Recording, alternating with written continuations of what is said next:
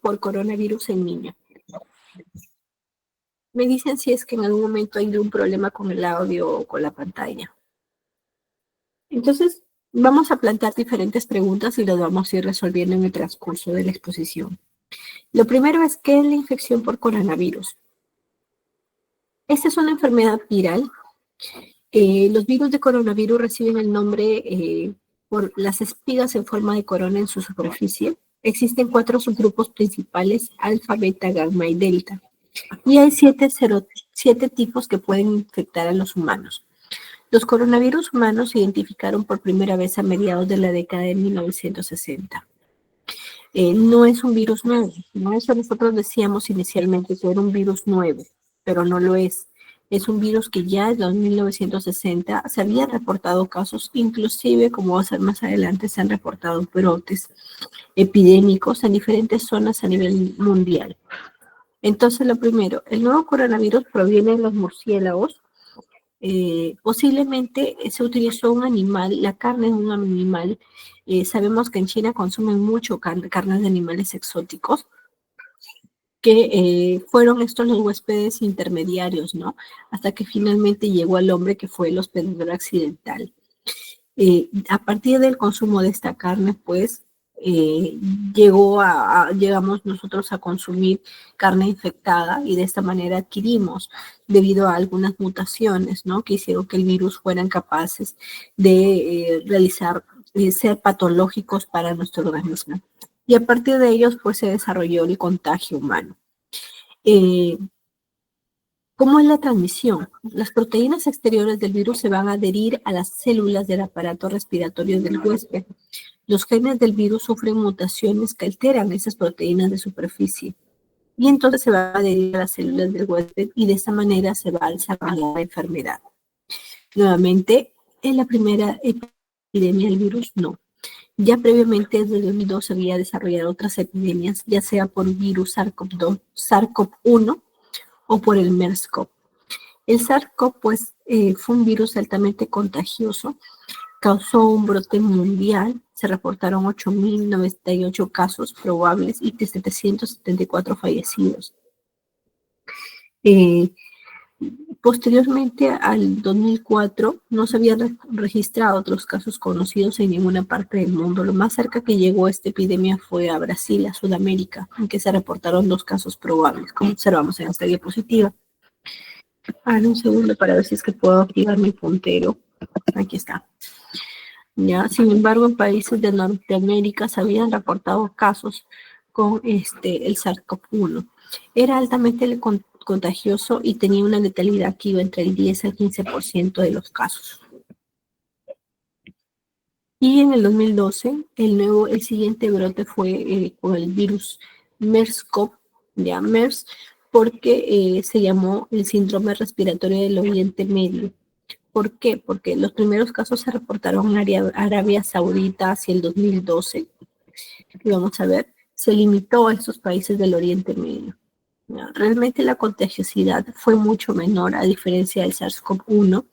Sin embargo, el problema que tenían aquí era la letalidad, ¿no? Mientras para SARS-CoV-1 la letalidad entre 10 a 15%, para MERS esta letalidad iba hasta un más o menos 40%. Podría ser altamente mortal, pero lo bueno es que no fue altamente contagioso y por lo tanto se pudo controlar la epidemia y no pasó de los países de Arabia Saudita.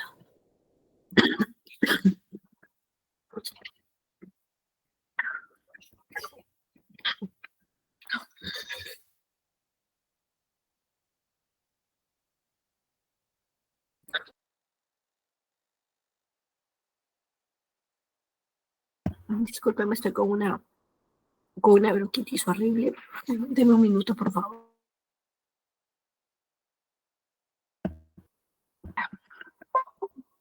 A ver, vamos a continuar.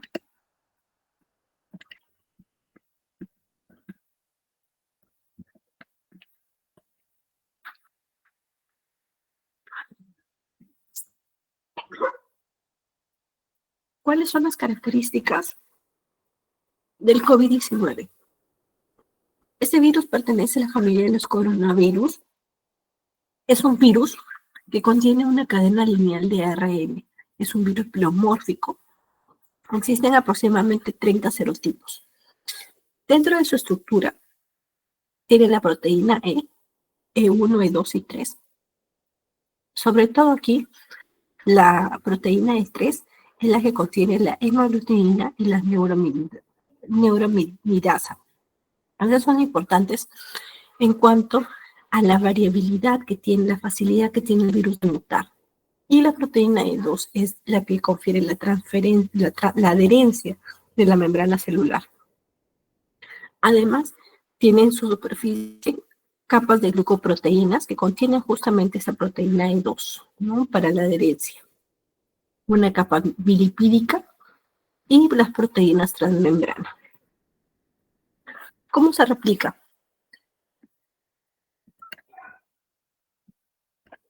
Al ingresar el virus a la célula diana, se va a desdoblar la cadena de ARN, ¿no? Y a partir de la cadena de ARN, por el efecto de estas enzimas, las polimerasas, va a sufrir un proceso de transcripción y de replicación. Finalmente se va a adherir al sistema, se va a adherir, perdón, al sistema de Golgi, ¿ya? Y a partir de ellos va a formar vesículas que en forma de exocitosis finalmente se va a liberar de la célula diana y va a formar de esa manera, se va a replicar y va a formar nuevas células hijas, por así llamarlos, a partir de la célula diana infectada. ¿Ya? La forma y dónde actúan, dónde se produce ese proceso de replicación a través de retículo endoplasmático rugoso. ¿Qué es lo que sucede a nivel del neumocito? Sobre todo actúan a nivel de neumocitos tipo 2. Este es un neumocito tipo 2 sano. Tiene una capa de surfactante en su interior que les confiere presión, ¿no? El cambio de presión y además protección frente a diferentes gérmenes. Aquí se encuentran en su interior los macrófagos intraalveolares. ¿Ya? Estos son los neumocitos tipo 2, son los que producen surfactante.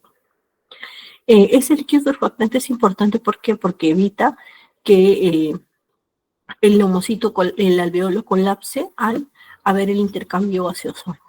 ¿Ya? Entonces, ¿qué pasa cuando está infectado por el COVID-19? Lo que pasa es generar una serie de respuestas proinflamatorias. Se activa el factor de necrosis tumoral alfa, interleuquina 2, interleuquina 1B, ¿ya? Y diferentes factores de coagulación, activación. Eso genera la activación de los macrófagos intraalveolares.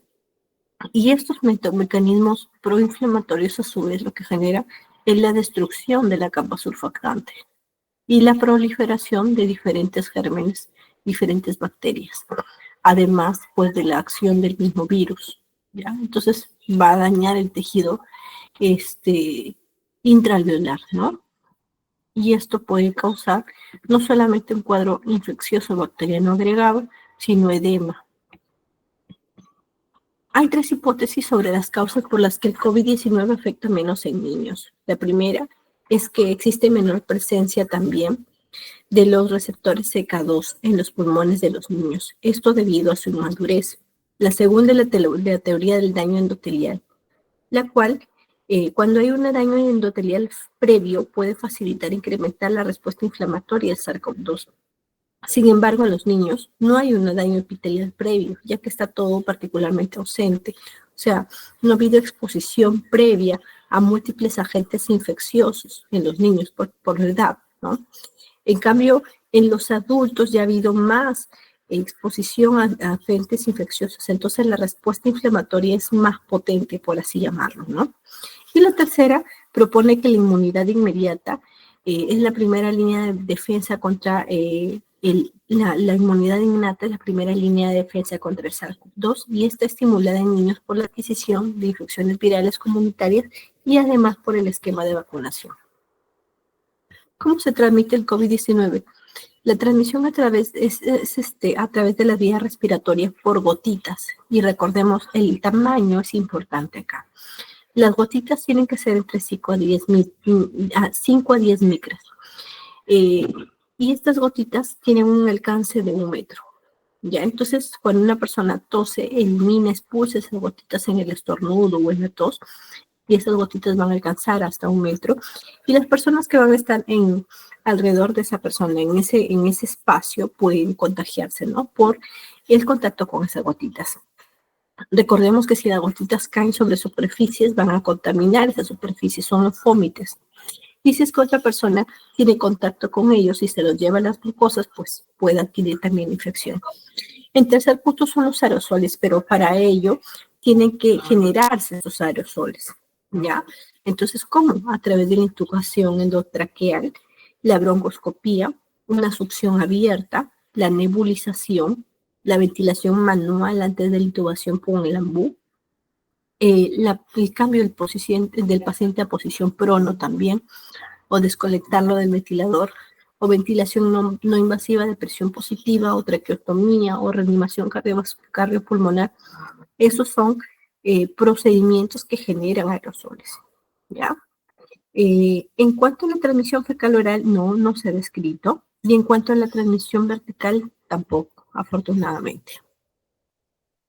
En cuanto a la capacidad de transmisión, vemos que su transmisión es bastante semejante a la transmisión de otras infecciones, como por ejemplo el virus de influenza. Y hay otras infecciones también que son mucho más contagiosas, como la parotiditis o el sarampión, ¿ya? Entonces una persona infectada puede contagiar a otras, y eso se mide a nivel de un valor que se llama número reproductivo básico. ¿Ok? Para el COVID-19 es entre 2 a 5, ¿ya? En cuanto al periodo de incubación, varía entre 1 a 12.5 días, ¿ya? Existen diferentes fuentes, pero más o menos ese es el promedio. Máximo unos 14 días. ¿Solo transmiten los sintomáticos? ¿Se transmite en fase de incubación y transmiten los asintomáticos? Sí. Durante la pandemia hemos aprendido sobre esto, ¿no? Inclusive los pacientes asintomáticos pueden transmitir la enfermedad. En fase de incubación también se puede transmitir la enfermedad. ¿Cómo identifico los casos de COVID-19? Para ello tenemos las definiciones de casos.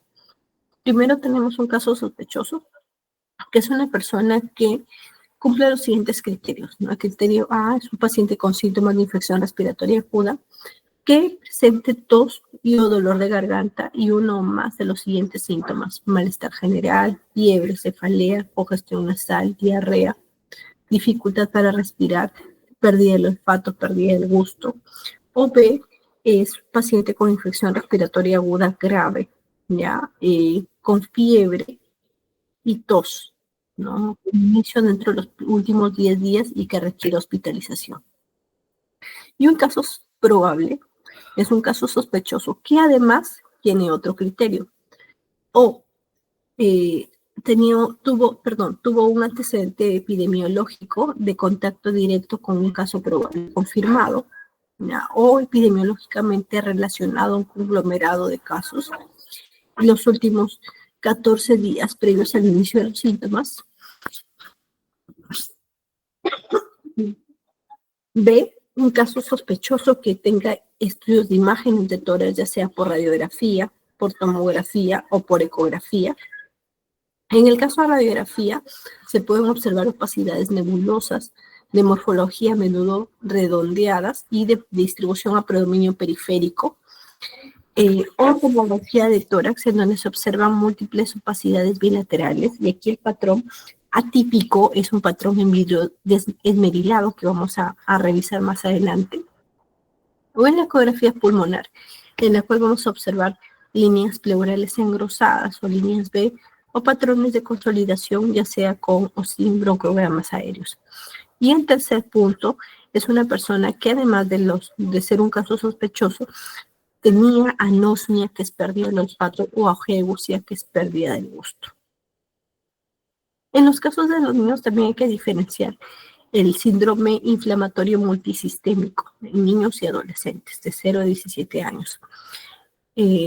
¿Por qué se caracteriza este síndrome? Es un niño o adolescente con fiebre desde hace 3 o más días y que presenta por lo menos 2 de los siguientes: una erupción o conjuntivitis bilateral no purulenta o signos de inflamación mucocutánea o hipotensión o shock o características de difusión miocárdica, ya sea pericarditis o valvulitis o anormalidades coronarias o evidencia de coagulopatía o problemas gastrointestinales agudos y que además de esto tenga marcadores de infección, de inflamación elevados, como por ejemplo la velocidad de sedimentación globular, PCR o procalcitonina. Y que por supuesto no existe otra causa microbiana que la justifique, ¿ya? Por ningún otro tipo de infección, sea bacteriana u otro virus. Y evidencia de COVID-19, ya sea en prueba molecular o antigénica o serología, ¿no? O contacto con algún paciente con COVID-19. ¿Cuándo descartar COVID-19? En las siguientes condiciones. A. Con evidencia clínica radiológica de laboratorio que explica otra etiología diferente del SARS-CoV-2. B. Dos resultados negativos para la infección de SARS-CoV-2 con las pruebas serológicas con una diferencia entre 7 días entre la primera y la segunda. C. Dos resultados negativos en la prueba molecular con una diferencia de 3 días en la primera y la segunda, ambas dentro de los primeros 10 días desde el inicio de los síntomas. O D. Un resultado negativo prueba molecular o una prueba antigénica dentro de los primeros 7 días desde el inicio de los síntomas y un resultado negativo con una prueba serológica para infección de SARS-CoV-2 después de los 7 días de la prueba molecular. Y bueno, contacto directo para durante las etapas de brotes, personas que compartió o comparte el mismo ambiente de un caso confirmado a una distancia menor de 2 metros, o si es que es un personal de salud que no haya usado un equipo de protección personal o no haya aplicado el protocolo de ponerse, quitarse y desechar el mismo. Dentro de los casos, recordemos, el 15.8% son asintomáticos, el 19.3% presentan síntomas respiratorios altos y el 64.9% pueden llegar a presentar neumonías. ¿Cuáles son los síntomas en los niños? Ese es un estudio en el hospital de Wuhan. Se evaluaron 1.391 niños y dentro de esto se observó que su mayoría, el 48.5% de los pacientes presentaban tos, el 42.1% taquicardia y el 46.2% eritema faríngeo. Fiebre presentaron el 41.5% de los niños. Entonces eso es importante, ¿ya?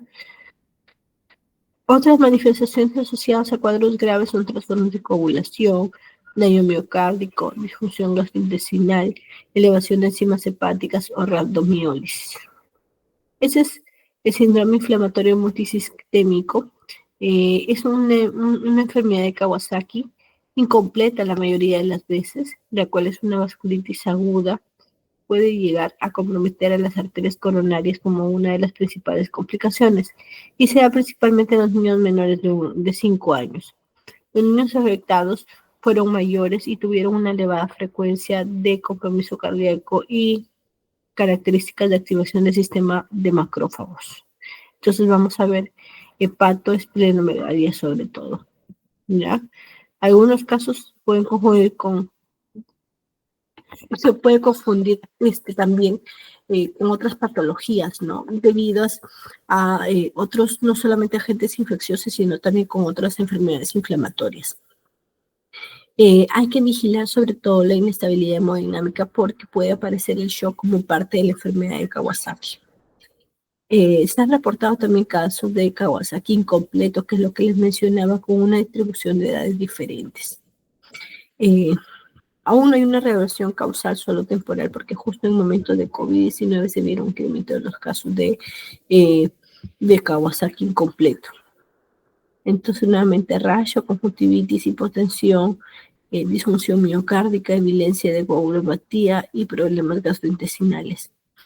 Eso sumado a los marcadores inflamatorios elevados, ya sea BCG, PCR, procalcitonina, o nota de otra hallazgo de otra causa microbiana que genere ese cuadro inflamatorio o evidencia de SARS-CoV-2 o contacto con pacientes con COVID-19.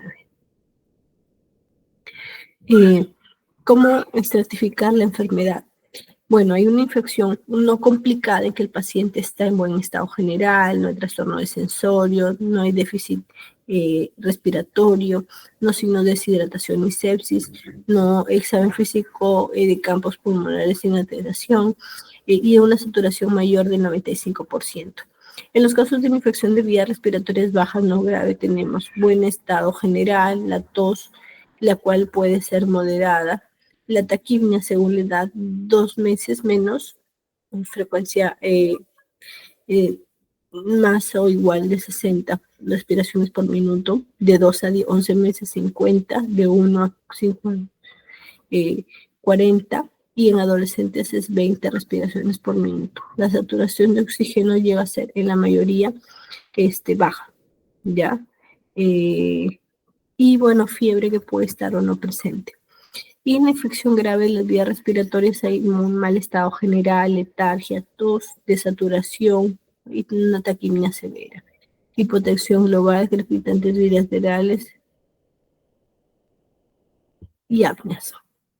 Recordemos también que si lo planteamos como fiebre, vamos a tener muchas otras causas de fiebre y de tos, ya sean virus, bacterias, hongos y las causas no infecciosas, ¿no? Así como el coronavirus, ahora está circulando influenza, adenovirus, campylobacter. En cuanto a las bacterias, el campylobacter, el virus Streptococcus pneumoniae, Haemophilus influenza, Moraxella, la clamidófila, Mycoplasma, ¿no? Como gérmenes atípicos y Legionella. Y otros tenemos a los hongos, sobre todo los que forman esporas, los no filamentosos, como Aspergillus y Cryptococcus. Esos forman micetomas, sobre todo las Aspergillus, las micobacterias. ¿Cómo realizó el diagnóstico de citomegalovirus, de coronavirus? Recordemos que tenemos dos formas. Uno, detectando componentes del virus directamente, u otro es a través de la detección de anticuerpos. En cuanto a la identificación de virus, ya sea a través de el ARN viral, ¿no? O a través de las pruebas de detección de antígeno, ¿no? Y se toman estas pruebas durante los primeros 7 días de enfermedad. Entonces, nuevamente lo recalco, ¿no? Los primeros 7 días, prueba molecular o la prueba de detección de antígenos. Estas son, la detección de antígenos sobre todo es una prueba inmunocromatográfica, pero también hay algunas pruebas utilizando la técnica de ELISA para su identificación. Y bueno, la detección de anticuerpos que indica exposición pasada, cuando el paciente tiene 7 días o más. Y anticuerpos tanto IgM como IgG. Realmente es bastante difícil. Incluso a veces los pacientes dicen, doctora, ¿cuánto es que me enfermé? ¿Cuándo me infecté? Entonces es bastante complicado decirle una fecha exacta porque hay que considerar el periodo de incubación, ¿no? Y el periodo en que tardan en aparecer las pruebas positivas. En cuanto a la flujograma de aparición de pruebas diagnósticas, tenemos un caso sospechoso que tiene una fecha de inicio de síntomas menor o igual de 7 días, o un caso sospechoso que tenga fecha de inicio de síntomas mayor de 7 días. ¿Ya? Entonces, para lo que tiene menos de 7 días, le aplican la prueba molecular o también puede ser la prueba antigénica. Si es que si sale confirmado, si sale positivo, entonces se confirma el caso, pero si sale negativo hay que tomarle todavía una segunda muestra. En los casos de los niños que tengan 7 o más días, entonces se puede plantear detección de pruebas serológicas a través de la detección de anticuerpos IgM o IgG. La tomografía es importante porque en algún momento no hubo disponibilidad de pruebas diagnósticas, entonces los pacientes tenían que esperar también lo otro. Al inicio había solamente detección de anticuerpos y los anticuerpos, como les dije, debía aparecer después del día 7 o más. Entonces esto en la tomografía vimos que se observaban lesiones inclusive cuando el paciente tenía poco tiempo de enfermedad. ¿Y qué es lo que vamos a ver? Lo más frecuente son las consolidaciones, pero también la enfermedad bilateral. Enfermedad bilateral y el patrón típico es el patrón en vidrio ilustrado. En la imagen superior vemos un paciente con un tiempo de enfermedad corto, vidrio ilustrado, bilateral, bordes bien definidos, y que conforme pasan los días se vaya centralizando, ¿ya? Y se mantiene como una consolidación, diría más, un poco más central. Eso es paciente que tiene ya.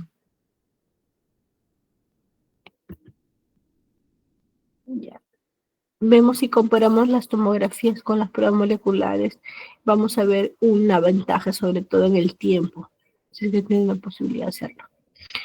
Ahora, ¿cómo debo tratarlo? Para tratarlo, debemos estratificar la enfermedad, ¿ya? En grupo los pacientes que no presentan síntomas, que presentan síntomas leves, severos o críticos. Entonces, una vez definido eso, nosotros ya vamos a buscar una terapia más específica. Recordemos que hay un periodo inicial en que no hay síntomas, usualmente los síntomas aparecen alrededor de más o menos después del sexto, ¿no? Hasta el día 10, ¿ya? Y pueden aparecer también síntomas severos, ¿ya? En los casos o críticos, ¿ya? Y eso va a depender mucho del grado de insuficiencia respiratoria que presente el paciente, o si presentó o no. En cuanto al predictor de severidad, durante la pandemia hemos visto que muchos pedían procalcitonina, deshidrogenasa láctica, ferritina en todos los pacientes. Pero realmente estos son criterios, esos biomarcadores nos sirven para predecir si es que un paciente puede complicarse o no de COVID. Entonces, se puede complicar o no. Ya nuevamente tenemos la interleuquina, ya una interleuquina 6, sobre todo una elevación, incremento de leucocitos, ¿no? Que se mantiene y estándar. Eh, el recuento de linfocitos, ¿verdad?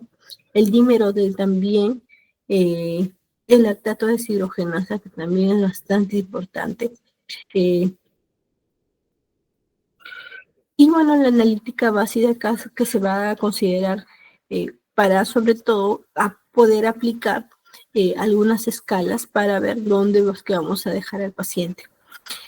Como por ejemplo el hemograma completo, el AGA y electrolitos, glucosa, creatinina, transaminasas, bilirrubinas, tiempo de proteína, eh, fibrinógeno, magnesio, triglicéridos, ¿no? Esos son sobre todo para pacientes que inician en etapa crítica y que inician críticos también. El segundo punto es definir etapas. Reconocemos 3 estadios. Un primer estadio que es el temprano, un segundo estadio que es la fase pulmonar y finalmente la hiperinflamación. ¿Qué ocurre en la etapa temprana? Hay una reproducción, ¿no?, en sangre, ¿ya? Y esto genera que hayan síntomas constitucionales como fiebre, como diarrea, todo dolor de cabeza, ¿ya? En el estadio 2 ya hay ya una respuesta inflamatoria en el pulmón, ya debido a la presencia del COVID-19. Entonces, ¿cómo vamos a determinar que estamos en esta etapa? A través del cálculo del PO2, FiO2, el cual es menor o igual de 300, y vamos a encontrar una radiografía pulmonar anormal, ¿ya? Y bueno, la respuesta en la fase tardía, en la tercera fase son los pacientes que evolucionan a ARS o a shock, ¿ya? Y que bueno, además tienen marcadores inflamatorios elevados. Ya, al inicio de la pandemia se planteó una terapia farmacológica en base a hipótesis, ¿no? Sin embargo, la mayoría de estas han sido descartadas de manera progresiva a lo largo del tiempo. Pero entonces, ¿qué hacer? No complicada infección de vías respiratorias bajas, o sea, no graves. ¿Qué hay que hacer? Monitorizar en forma no invasiva, idealmente, las funciones vitales, incluyendo la saturación de oxígeno con pulso oximetría. Se realizarán también los exámenes auxiliares que correspondan de la situación clínica del paciente. Y cuando sea necesario el uso de broncolitadores, también se recomienda el uso con inhaladores de dosis medida y espaciador en lugar de nebulizaciones. Eso sí se puede hacer. ¿Cómo manejar la fiebre? Recordemos los antipiréticos, sobre todo el paracetamol. Paracetamol a dosis de 10 a 15 miligramos por kilogramo por dosis 4 o 6 veces al día. En cuanto a los signos de alarma, vamos a ver que son dificultad respiratoria, ya sea con sensibilidades asociadas, taquimia mayor o igual de 60, retracciones o tiraje supraesternal, supraclavicular, intercostal o aleteo nasal, roncos o sibilantes, enfermedades síntomas gastrointestinales como vómitos frecuentes, diarreas, ¿no? Si sospecha de agente infeccioso, y neurológicos, de otro agente infeccioso, perdón, y neurológicos, confusión o letargia. ¿Cuándo hay que hospitalizar al paciente? Uno que no sea un menor de un mes, un lactante menor de 3 meses, aunque sea febril, cualquier factor de riesgo, hipoxemia, ya, mal estado general, letargia y rechazo, perdón, y apnea. En los casos graves de infecciones de las vías respiratorias bajas, ¿qué es lo que hay que hacer? Lo primero es un manejo conservador de fluidos, dado que el manejo agresivo puede congestionar el pulmón y esto puede empeorar la oxigenación. La oxigenoterapia, para mantener la saturación de oxígeno mayor del 92%, hay que evitar y o limitar en la medida de lo posible los procedimientos generadores de aerosoles. No está indicada la administración sistemática de antibióticos. Esto se va a valorar de manera independiente según la gravedad del cuadro o la sospecha de coinfecciones. Si hay sospecha de sepsis o shock séptico, se va a emplear la antibiótico-terapia intravenosa empírica, según la clínica.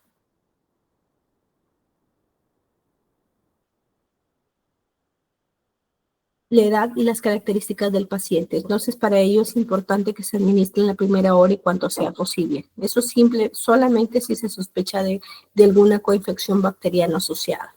¿Y cuándo ingresa el paciente a UCI? En caso de dificultad respiratoria grave, ya sea por quejido, politirajes o disecesión tóraco-abdominal, la alteración del estado de conciencia, la taquimia severa, ¿no? Y es más, en niños hay que considerar la edad. Si son menores de 1 año, más de 70, y son mayores de 1 año, mayor de 50. La gasometría también es importante, ver la presión del oxígeno, la presión parcial de oxígeno menor de 60, o la presión de CO2 mayor de 50, o el cálculo del PAFI menor de 300, o el SAFI menor de 264.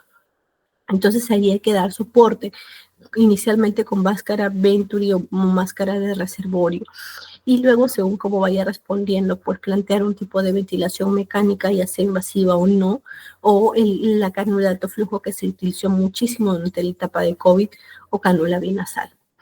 Criterios de síndrome de estrés respiratorio agudo en pediatría, ¿no? Una imagen con nuevo infiltrado, ya sea uni o bilaterales, compatibles con afectación aguda del parénquima pulmonar, insuficiencia respiratoria en ausencia de otra etiología, ¿ya?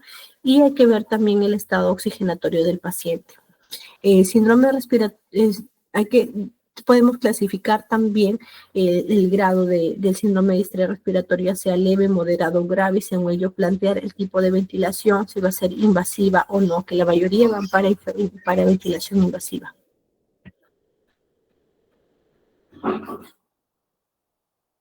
En cuanto a la terapia, perdón, la mayoría iría, según el grado, iría a la terapia ventilatoria, ya sea invasiva o no invasiva, como les había mencionado, ¿no? Inclusive en los leves, durante la etapa de COVID se planteó el uso del cánula de alto flujo, mejor inclusive que el CPAP, ¿ya? En cuanto a las terapias antivirales, no existe un tratamiento antiviral específico para esta patología, ya no existe una evidencia científica a favor.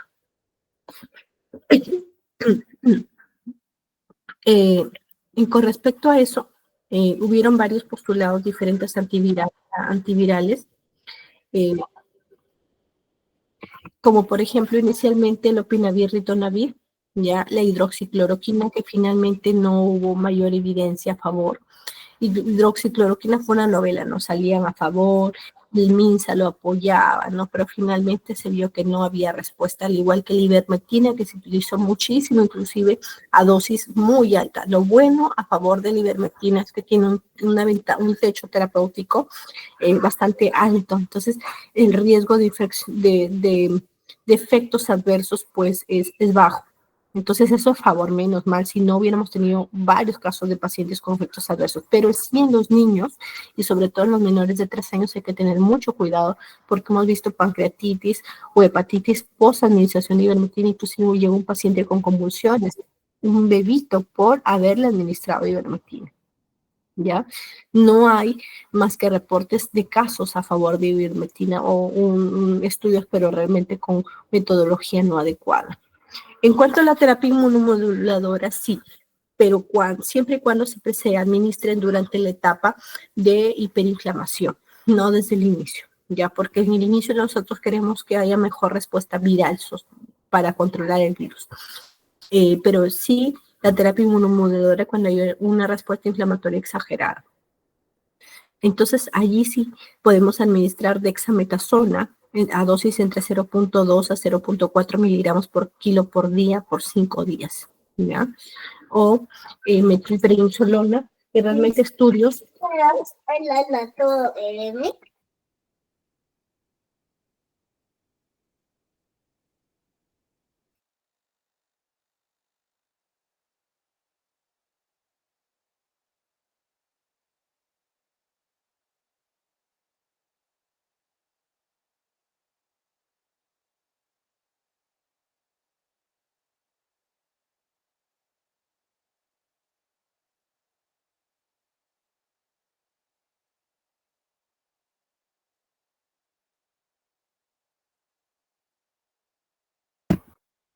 Perdón, a ver, vamos a continuar.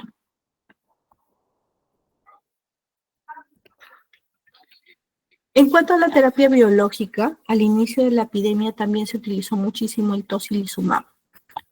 El tocilizumab es un inhibidor de interleuquina 6, que realmente es un fármaco que tiene un potente efecto para controlar la inflamación. Sin embargo, realmente tiene muchos efectos adversos. Entonces, si es que se administra de manera, vimos durante la pandemia, por ejemplo, que la administraban en casa, ¿no? Porque puede ser esto, puede inmunosuprimir gravemente al paciente.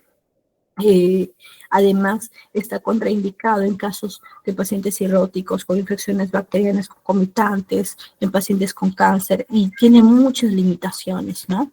Entonces, sí se indica para los pacientes graves, ¿no? Siempre y cuando tengamos el marcador de interleuquina 6 y este valor esté alterado.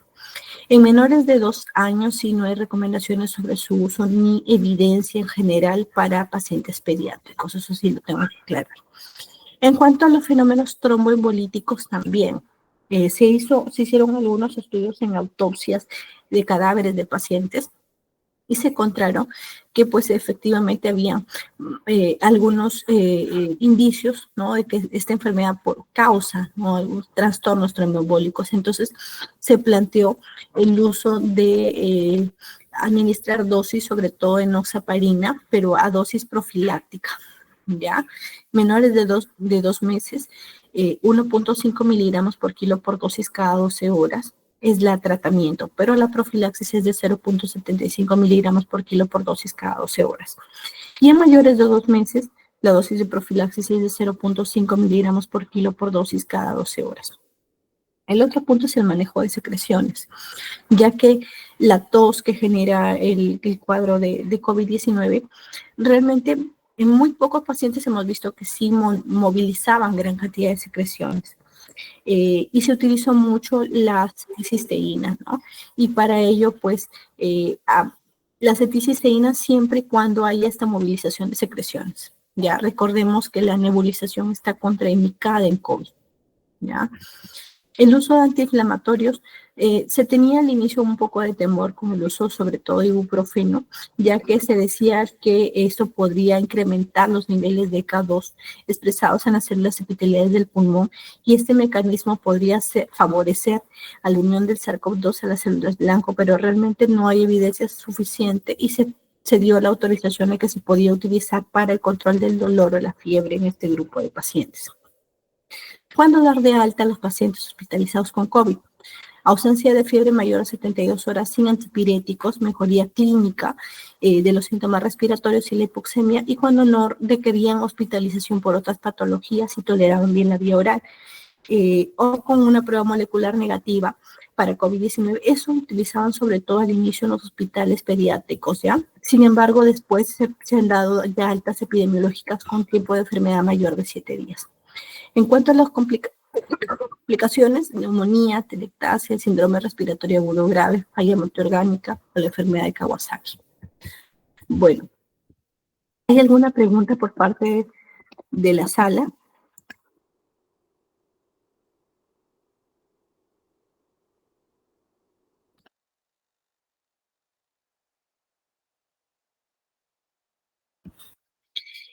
Más bien les voy a enviar las diapositivas.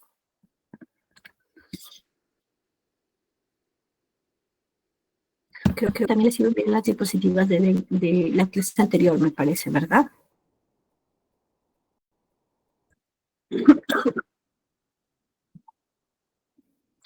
Ok,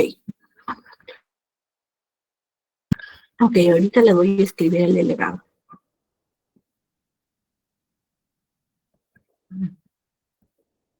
El delegado no lo tengo registrado, ¿me puede escribir ahorita para adjuntarle de una vez? A ver, vamos a guardar.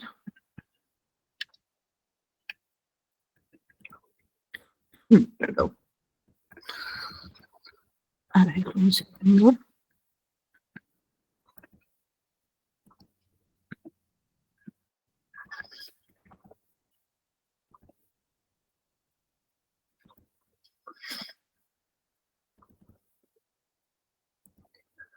Ok, esta es la de hoy. Y la anterior fue de... Quedarían entonces 2 clases pendientes, ¿verdad?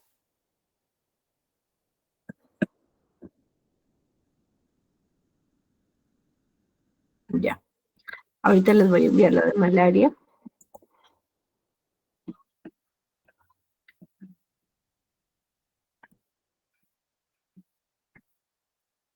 ¿Cuándo entonces nos tocaría la siguiente?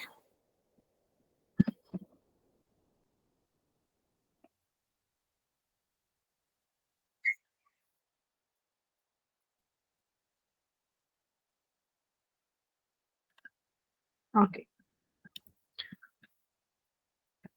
aquí estoy cargando la siguiente. Listo, entonces. Ya nos estamos viendo. Hasta luego. Avanzar.